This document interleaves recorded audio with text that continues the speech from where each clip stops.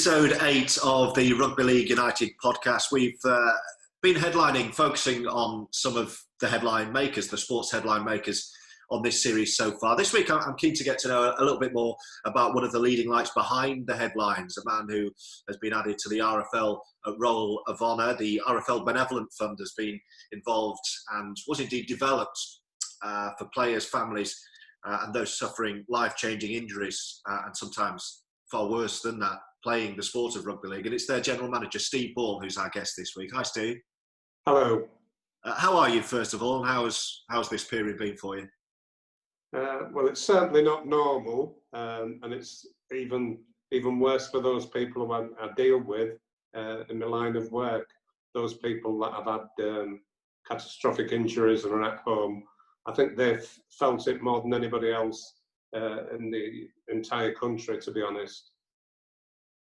We'll talk a little bit more about your line of work and the importance of the RFL Benevolent Fund. But in terms of the job that you do, how has that been impacted by where we've been the last few months? Well, you would think with no rugby league taking place, it would be very quiet. But the demands of the Benevolent Fund over the past 3-4 months have been absolutely massive. We look after people who have had serious life-changing injuries. A lot of them rely on healthcare workers and people coming to visit them, not just for their physical well-being, but for the mental state of mind as well. And their world's been absolutely turned upside down. They've been forced into shielding. They've been very reliant on healthcare workers. At the worst, some of the health workers weren't coming to attend them and to look after them. And of course, the visitors who come round and cheer them up periodically, family and friends, have been absent because they haven't been allowed in the house. So it's been a very strange and stressful time for a lot of the lads who have sustained these injuries, and the Benevolent Fund oversees some of the things that we can support them with. And I guess the danger is, in the circumstances we're in now, and I know this myself through the conversations I've had with my friend Rob Burrow, who I speak to every week, is that at times where you want to step in and improve things, it's actually going to deteriorate because for the reasons you've just mentioned. Absolutely. We've had inquests cancelled. Scott Stevenson, who tragically died playing for the RF against the Army, his inquest was postponed. And you can imagine the upset and anguish of his family, having prepared mentally for an inquest, only to see it postponed, and planned sometime in the future. Where we've had people like Mossy Masu in Pinderfield, who relies heavily on visitors coming to see him, and intensive physio. First of all, he was denied access to people visiting him, and then we had to battle hard for him to stay in Pinderfield as long as he could, in order that he could have that intensive physio that wasn't available once he got home. So there's a whole range of things that have been strange, have been demanding, and has taken its toll on some of the, what we call beneficiaries, but some of the lads we look after. We'll come on to some of those, the lads that you look after, as you put it, and the way that the Benevolent Fund works and has evolved. Tell me about you, first of all. I want to understand about you and how you got into this line of work. What was your first job? I was a teacher originally, going back some years. I was the first one that introduced Jason Robinson, the so-called Rugby Union World Cup star. I had him as a 9-year-old at Cross Flats Middle School in Leeds. I'm a rugby league nut. Rugby league is my sport. I love it. I cherish it. I think its values are something that we can live our lives by, and I'm proud to be part of that family. I played a little bit of rugby league, coached both open age and junior teams and school teams in my 20s, and then by a set of circumstances, I became chairman of Batley Rugby League Club, having moved into the town 3 months earlier. I adore the sport. I enjoy the camaraderie, the fun it brings, and sometimes the heartache it brings as well. It's very similar to being in love with somebody of the opposite sex, and sometimes it's great, and sometimes it's just not so great. I'll be married to it for the rest of my life. Sure, yeah, and I think a lot of us can associate with that. The description of a rugby league family at times from those colleagues I've worked with who've never really understood rugby league have kind of mocked me for that reference, but what you've described kind of encapsulates what people mean when they put it like that, I suppose. It's interesting. I often hear people use the expression "family of rugby league" without truly understanding it. Yeah. Particularly, I know a particular former chairman of the rugby league who used it indiscriminately and never quite understood what it meant. That camaraderie, that sense of belonging, and I think you've got to have bought into it over a number of years. And we've seen when tragedy happens in such circumstances, how the family of rugby league rally round more than any other sport. All your wealthy sports, I'll include football amongst that, with its billionaire owners from the oil-rich states of the Middle East. It can't hold a light to rugby. And I'm very proud to coordinate all those efforts at times with people sometimes who have very little resource, but a great deal of passion and understanding. I'll just quantify that with an example. When the tragedy of Lizzie Jones, who lost her husband, Danny playing for Keighley, we actually set up a trust fund, the Benevolent Fund did, for twins, Phoebe and Bobby, and we raised like £350,000, which seems a great deal of money, but the twins were 5 months old. If you divide that by 18, it's not such a vast amount of money when you talk about annual income. But £120,000 of that £300,000 plus came in bucket collections. That's a lot of 20 pences, and the vast majority of the fundraising for Danny Jones's widow and children came from women, because they empathise with obviously Lizzie, and that empathy showed through. And it was great to see how people's small contribution, the momentum we gained from that, a mum in her late 20s by herself, being widowed, being left with 2 5-month-old children. Very proud of rugby league in that sense, and the contribution made by everybody throughout the game. Players, under 11 teams that donated pocket money, to people doing bucket collections, to people doing fundraising. Just being part of that was something very special for me. Do you think, just one more on the discussion of the rugby league family and what it is and what it stands for and how it can have that proud boast perhaps alongside other sports, do you think that is the key word you just said, empathy, and why there is this come together at times of adversity within the sport, which you would argue is perhaps stronger than sports like football, where there is that void between the person who goes down and watches it and the millionaire on the pitch? Well, I look at Wembley sometimes. I used to go down as a kid from school. We used to love looking out for shirts and where they came from, and we can go to matches as a family, wear our shirts with pride.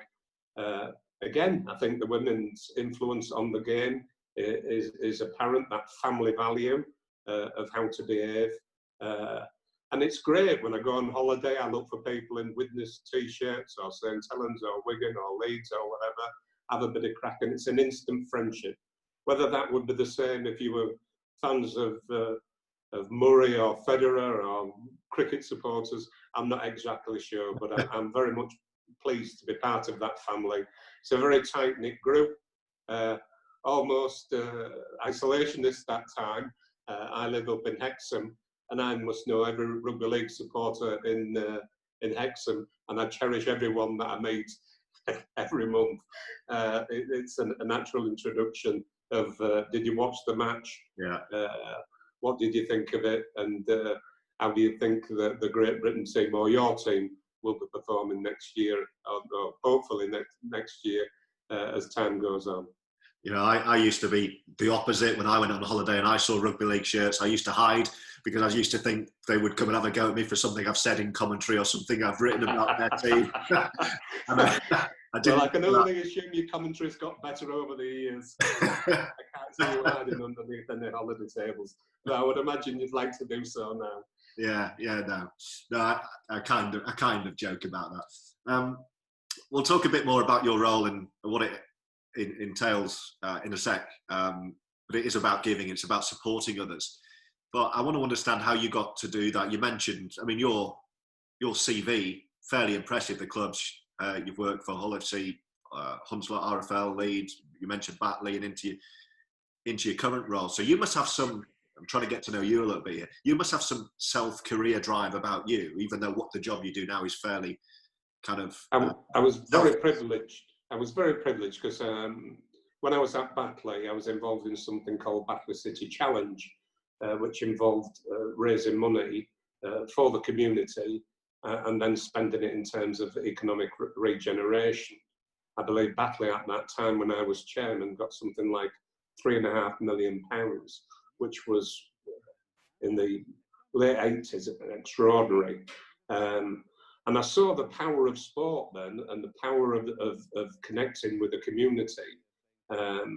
Very proud of what I did at Batley. It was my first love as such, which is something very topical. There was in the early 1990s, there was the worst race riots in Europe in Dewsbury at Savile-town, and Batley was literally 3 miles from the epicenter of those race riots. We weren't touched by it at all because we'd identified with the Batley community. We had outreach programs as such, and I realised that was the future of rugby league, for it to connect with its communities and represent everybody from 103 to 3 in terms of providing something for them.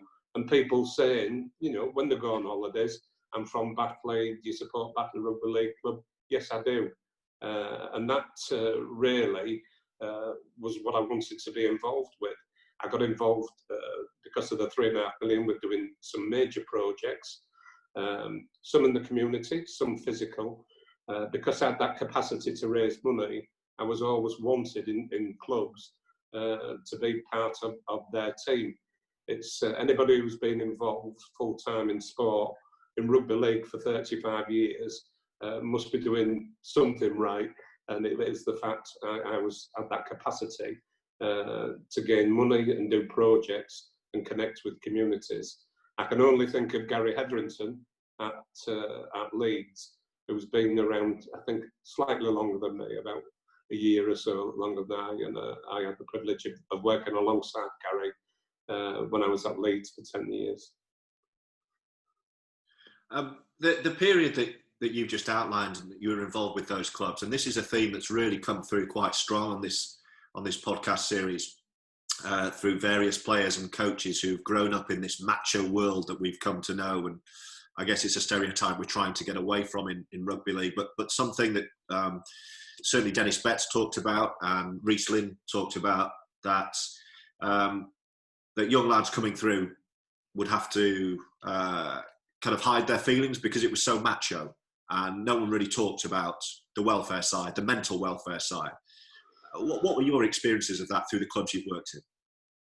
It's strange. A lot of clubs had a philosophy that players were a commodity. Some of the players didn't help themselves either in their attitude to the clubs. It was a lot easier when clubs returned the player register and players had been there 6, 8, 10 years as a matter of normality. Now it's slightly more difficult in the sense that there's a great rotation of players. And as such, our responsibility is just to broaden it out. The people who supported Danny Jones were all from Keighley. They were from the wider rugby league community. And I think what I have seen, yes, rugby league is very tough, but there's a realisation from the spectators that when something absolutely dreadful happens, it's the responsibility of us all, not just those supporters who support a specific team where that player has been injured. So you've been involved with the Benevolent Fund since 2006, was it? Yeah, 2006. I've seen most things. I've seen a change in the Benevolent Fund. It was very macho.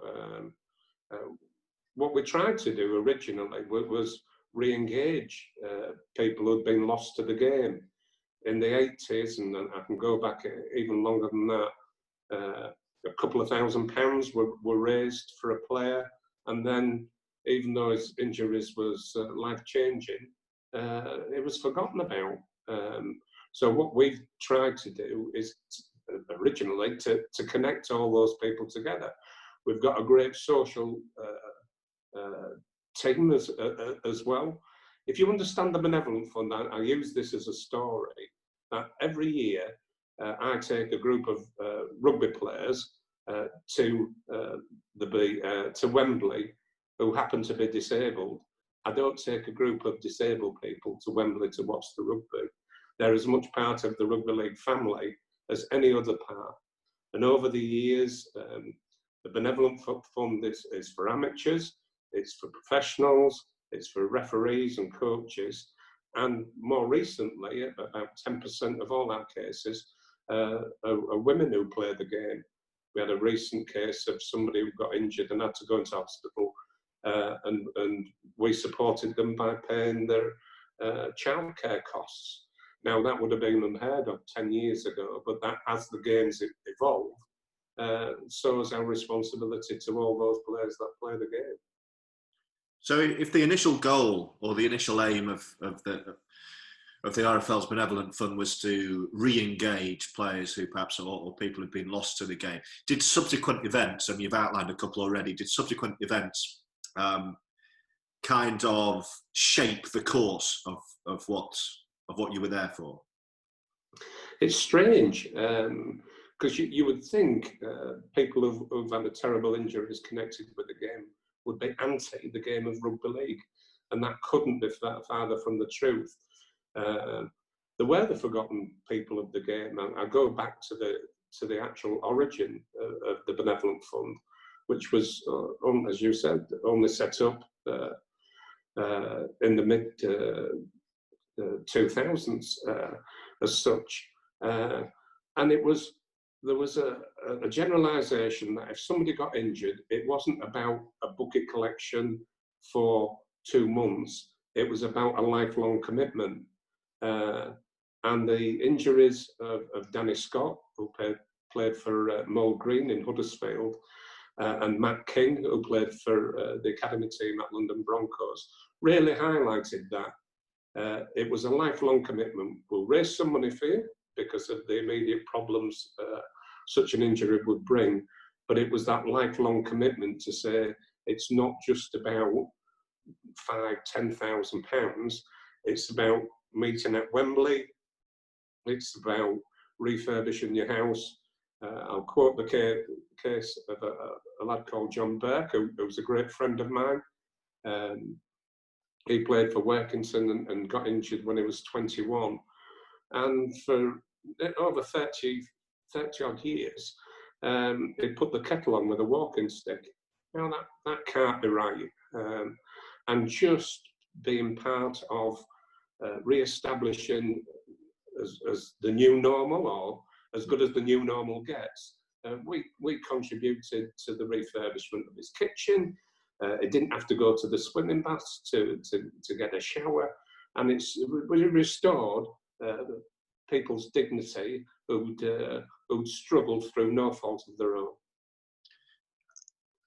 I just think how I can put this, but I mean, through the remarkable work that you're doing and you've outlined, how can you make so confidently that lifetime commitment when, as a charity, we know that funds aren't bottomless, and you don't know how many cases and how many severe cases there are going to be. So that must give some anxiety to you financially. It's like, how can we make these commitments? The first thing I say to people in injuries, and again recently, Mossy Masood, when I saw him at Leeds General Infirmary, there was this enormous 6'7", Samoan prop forward, and his wife let me visit him and speak to him by myself. I held his hand and I said, I'm here to help, and you and I are going to become great friends. And I spoke not just for Steve Blow of the Benevolent Fund, I spoke for the whole of Rugby League. I don't think I would have said that a month before I'm holding his hand, but, and he smiled, because it doesn't come with a script when you have a terrible injury. Those people that are injured are more concerned often for the families than they are for themselves. But we give that commitment to support, and whether I have confidence in the family of Rugby League, I know we can give that commitment to support them for as long as we can. What did he say back to you after you said you were there? He smiled. He couldn't move at all. I took that as a yes. Sometimes when you're in situations, you don't want to hang around and have a conversation for an hour or so, but he knew, and his wife knew, that throughout the journey that he was about to embark on, which must have been terrifying for both him and his wife and his family, that we were there as a guide and support, and often for the club involved as well. Hull Kingston Rovers hadn't seen anything like it in their history, and it was a guide for both Mossy and his family and for the club, because I drew on experiences that I had with other people, and I think it's proved, and he tells me and his wife tells me, it's proved invaluable to him.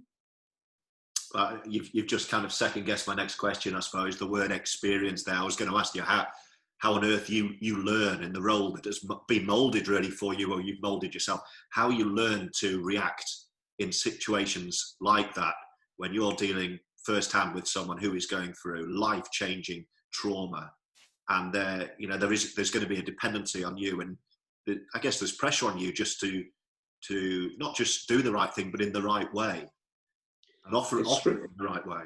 It's strange. Again, I'll use Mossy, and I'll use another example where is completely different.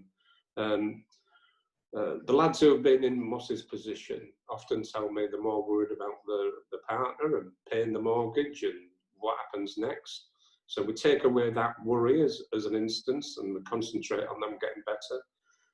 And I remember Pete Stevenson and Jimmy Kittin saying to me, when we used to lay at bed at night for hours on end, we used to tell our big toe to wiggle. Something as bizarre as that. If you could get a message from your head to your big toe, you were doing a lot better than just moving your big toe. And I passed that message on very early to Mossy. What can you feel? What can you move? Everything was a bonus. I took Pete Stevenson with me to visit him once. Pete had a very, very similar injury to Mossy, and Mossy could see that this lad who'd had the same injury as he could sit down, stand up, and make his way to the car. Now, that doesn't cost a great deal of money. That's using some expertise that you've got and encouragement to others. That was one case of Mossy. One of the proudest things I've done was when the Cumbrian shootings, if you remember, there was a taxi driver called Derek Bird who indiscriminately shot and killed about 13 people, and one of those was a lad called Gary Purdom, who was a farmer who played for Whitehaven and Workington and had serious connections with Egremont. And I remember seeing his wife like 2 days after your husband's been shot in the most tragic of circumstances. And I felt the emotion. I genuinely said all the things I'm saying to you, but with tears in my eyes and tears coming down my eyes. And the family said to me afterwards, they appreciated the fact I wasn't just coming round and saying the words, that I felt something, and that I worked upon the emotion and the emotion of the rugby league family in saying, you've got two lads here, 8 and 2, we'll do everything possible we can to support you and those two lads, like it was any other player, whether he plays for an amateur club or a professional club. You know, what's happened to your family is wrong, and we're here to support you. I remember those, the shooting, Steve, really clearly. I actually one of the for instances, and you spoke, what experience have you got? I spoke to Roz's wife yesterday, in fact, because the lad's just gone through secondary school and taken his A levels, and comically he calls me Uncle Stevie, but I think Uncle Steve. I think I've christened myself as Uncle Stevie anyway. But I remember saying to her when the funeral took place, how many people do you think will come? She says, well, we're a small, tight-knit family. She says, no more than a couple of dozen. So I looked at her and I thought, well, there'll be hundreds there. I said, well, just indulge me. We'll order all the cards, and we'll put a PA system out just in case more people come, because they want to show the respects to Gary. She says, oh, I don't, there won't be many people. As it turned out, she took my advice, and there were 2,000 people at the church. Absolutely incredible. And it's that understanding. They didn't come because he was a rugby league player. They became to show respect for the family. And it was quite, it was very emotional. And I thought to myself, with all these people, and you can tell, almost like a big game. If you've got queues at the turnstile 2 hours beforehand, you're going to have thousands of people there. And they were queuing down the street. And it was very proud. I was very proud in thinking the Rugby League have helped organise this, because the family would have been in real trouble otherwise, just dealing with that when their emotions were so high. My experience at that time, Steve, and I'd just moved down to London. I think 2007, I moved down to London from Yorkshire, made the big leap to try and go down there for work. And I was friends at the time with Luke Dawn, who played at London Harlequins, and through him got to know Rob Purdon quite well. And obviously Gary was his brother. Yeah. And I remember when it happened, and this is the way journalism operates. People in the office knew I was mates with Luke and with Rob, and all they wanted to know is, can you get the interview? And that put me in a really difficult position, because just like you're outlining there, you just think, what is he going through, and what is that family going through? And then the other side of it, the journalism pressure to use your contact to get a story. And I found that I really struggled with that, and I didn't know what to do. I didn't know how to. Do you know what I mean? It's like you just outlined how you reached out, and I'm being told it's interesting to go and try and get an interview. People were ringing the bell. His wife was a teacher at the time. Yeah. There were journalists in the playground asking the kids. His dad was a farmer. There was journalists at the end of his track. And all they wanted to do was bury themselves and hide themselves away for a time. But we produce things like family statements because we appreciate journalists have a job to do. People want to know, but just controlling the media as best as we could, informing them of what we were doing, but protecting the family at all time. And more importantly, protecting the two young lads at 8 and 2, not just for that week, that month, that year, but hopefully until they reached the stage where they didn't need protection anymore.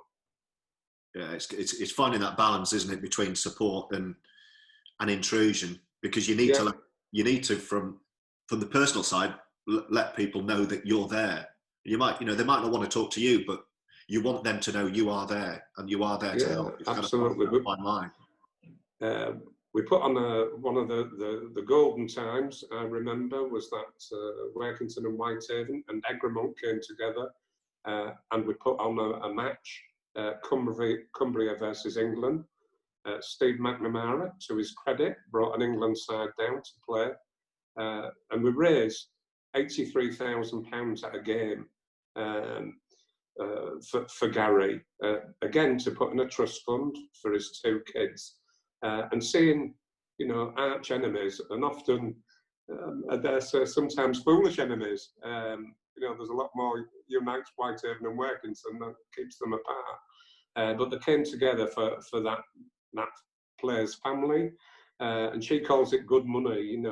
It was raised with the best intention, and everybody came together just to honour it, and at the same time have fun.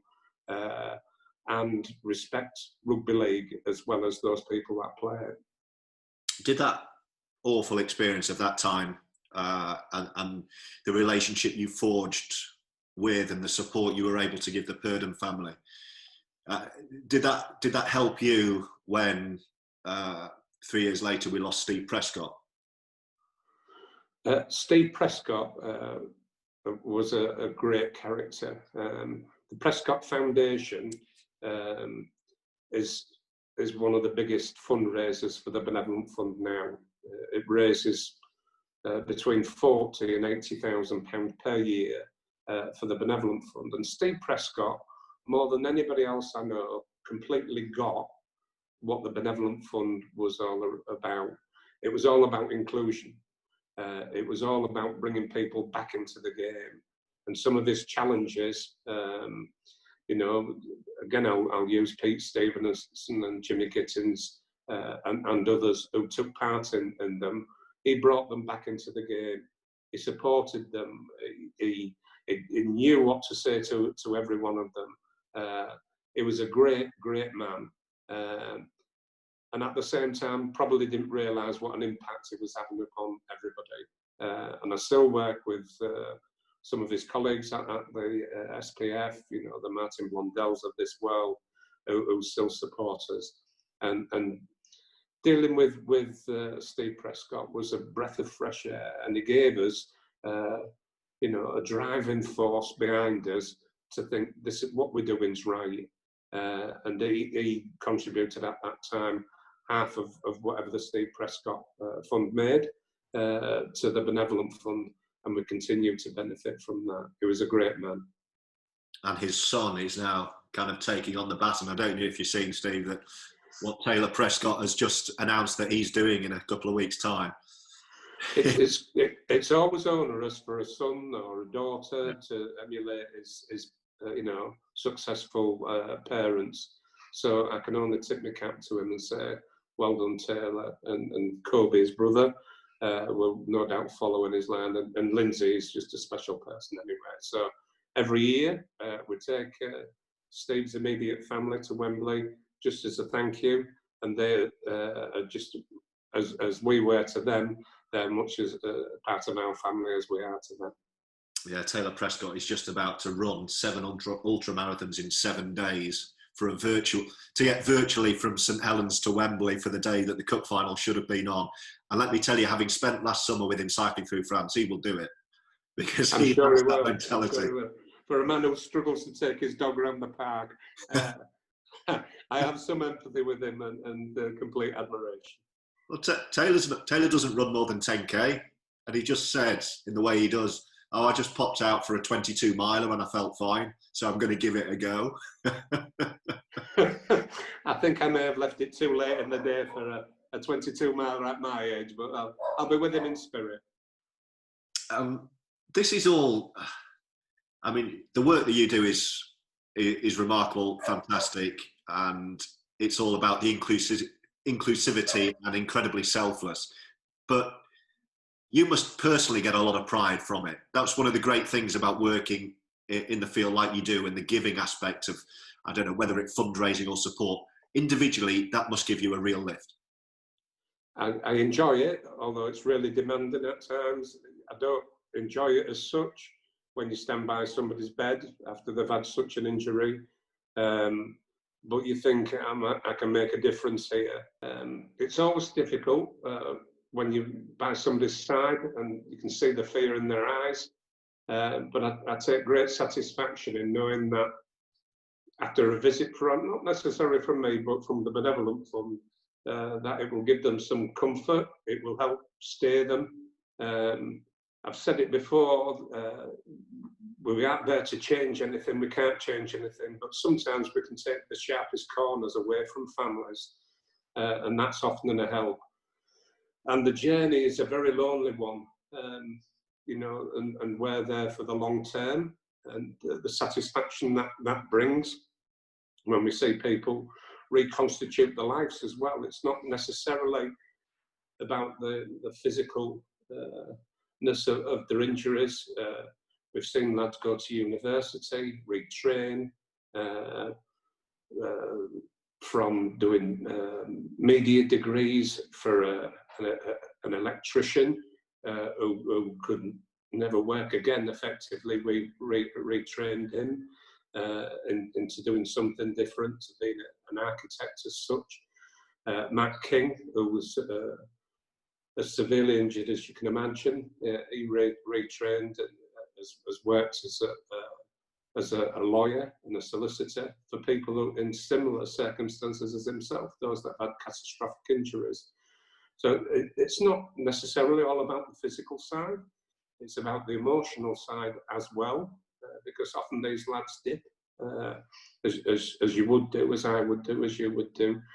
And as important, making sure that the new normal is something that they can have a contribution to, and that they can retrain and they can go out and they can find new partners and lead a new life. And that's all very exciting, and I share some of that excitement with them because I've become great friends with a great many of them. Yeah, I was going to say the word fulfillment. It strikes me that your role, as demanding as it must be, is also incredibly fulfilling. It is, and you can see where you've been sometimes. You can see with people's journeys. Mossy is a good example. His journey is relatively short. I mean, he only got injured in January, and it's the beginning of July now. His journey's been a tremendous one, but sometimes the journey is a lifelong journey, and you can see the progression in people step by step. Sometimes it's 2 steps forward and 1 step back. And I'm proud to call many of them my friends and my heroes in rugby league. Originally, they used to be the Billy Bostons, Neil Fox and Roger Millwards of this world, but these lads to me are as much a hero as anybody who's played the game. Are you the kind of person who tries to find hope in every situation? I try to find a lighter side. Hope is a different way. You know, when things go wrong, you know, you say to people, I never say to people, I know how you feel, because I have no idea. I can only imagine how you feel, because we don't know how people feel, and we try to understand, but it's very difficult. So if I can shine a light on things that are remotely funny, or something that they can smile about, or something optimistic in the future, I enjoy it. And that's why occasions such as the grand final at Old Trafford, where we go to, and we go to Wembley, as I've spoken before, they're great days for me. It's daft lads having a great weekend, and that's always something to look forward to. That's a key point, actually, that you've just made, that you can't ever say to someone, I know how you feel, because you draw on your own experiences, but even if you're drawing on experience where you've been in exactly the same situation, you can only remember how you felt in that situation. You don't know how that person is feeling in the same situation. Absolutely, and everybody's circumstances are different, and everybody's mental state is different. And I speak to people, and I tell them the truth. I don't hide anything, you know. I don't try to gloss things up. And I've learned things over a period of the last 10, 15 years as such. For example, if somebody's seriously injured, I don't say to him, "How are you?" Because he could well look at me and say, "How do you think I've broken my spine?" But if I say to him, "How are you today?" that's a completely different question. And it's just understanding the nuances of conversation, of being in their position, and just trying to understand, and a lot of the people in these circumstances, fit, strong, athletic human beings, have to learn literally baby steps in how to get the life back together. And that takes a long time and is something that you can't rush. So, my daughter, who's a lot brighter than me, calls me an active listener. And I think that's a good description. I like listening to what people say. And when I go see people, it's bizarre. I talk about rugby league for 50 minutes and how they are for 10 minutes. And I'm not there as a social worker. I'm there as a rugby league person who cares. And I think everybody in rugby league can identify with that. We want to know what you think. You have an opinion about whether Wigan's try in the corner was should have been allowed on. The video referee should be banned or whatever. They enjoy all those conversations, but at the end, the meaningful last 10 minutes is what it's all about. And that's understanding people, and that's understanding rugby league people as well. What have you made of Rob Burrow and how he has responded to what was the most devastating of diagnoses? Again, an incredible situation. Rob's disease, which other players have suffered from over the years, they're coming round together. I think he was very lucky in it. Leeds Rhinos were tremendous to him. But the love is felt from all over the country. I've visited him in his house as a friend. I know his dad, Jeff, very well, and his family. He has tremendous resource, great courage, and it's a scary time for Rob, as it would be for everybody. But what it does see time and time again is that rugby league people pulling together, and the fact you can have so many people at a Bradford friendly game that they could have sold out and told twice after, and just the organisational of ordinary skills of ordinary people who just want to say, "I'm thinking about you and I want to help you as best as I can." Absolutely tremendous. There are a lot of Rob Burrows all over the country with a similar sort of life-changing disease. But what makes Rob special is that he was a special person and a special family as well. And again, Leeds Rhinos can be very proud of what they've done for him, but so can the whole of rugby league. Yeah, you're absolutely right about the Burrows. How do you relax? What you've just described and what you go through every day, seeing these people face to face, and the awful hands they've been dealt, must be all consuming. And obviously, there's a danger that the impact it might have on you. So, how do you keep yourself going, and how do you make sure that your stress bucket keeps flowing in the right direction? I love laughing. I love a little bit of fun. You'll be surprised at this. I live up in Hexham. I get involved in the community centre, which I'm chairman of the trustees, and we've just started playing rugby at Hexham Middle School. So it's a bit self-indulgent. I watch all their matches. There's a mad keen lad called Carl Barry, who organises all the teams. They're all of a muchness, in truth. He organises them a bit better than the other teams, and I love going to watch it. It's pure rugby league. It brings none of the baggage that some of the northern clubs and schools might have. It's people who are enthusiastic about a game that they haven't played from. And this year, we'd organised 100 kids from Hexham, which is near Newcastle, to go watch the Rugby League Cup final, which would have been in a couple of weeks' time. We got them all special hats. 100 kids from one school is something else. So we're hoping we can transfer that later to a match wherever it is. But I relax by watching kids playing rugby league. That's really sad, isn't it? That is the most rugby league answer ever. As a final thought then, Steve, if I asked you what your attitude to and outlook on life was, what would you say? That's a difficult one. I think you always start with yourself. Always be the best you can for you. And sometimes I let myself down in various ways, and I think things and don't behave as well as I could do. But in anything I do, I look at myself first and try to spread that out. That's why I like getting involved in community stuff. One person can do a lot more good if he shares that with 10 other people who then share it with 10 others. So just being the best I can, having some fun, enjoying life, having a drink, and watching Hexham middle school and championship schools in the future. That's what keeps me going anyway, at least for the time being. I'm very proud to be a senior member of that rugby league family and doing what I do.